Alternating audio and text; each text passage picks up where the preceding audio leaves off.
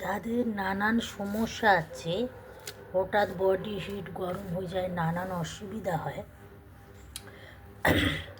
এই কচি বেলপাতা, এই বেলপাতা এর মধ্যে মিজরি বা বাতাসা দিয়ে ফুটিয়ে খাবে। কাঁচা রস খেলে আখের গুড় দেবে, না তো এমনি খাবে। কচি বেলপাতা চিবিয়ে জল খাবে, তাহলে লিভার অনেক ভালো থাকবে।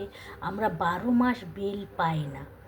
এমনকি পেঁপের আটা, পেঁপে যাদের গাছ আছে বা টাটকা পেঁপে কিনে ওই ফুটো করে আটাটা পড়বে, বাতাসা দিয়ে খাবে।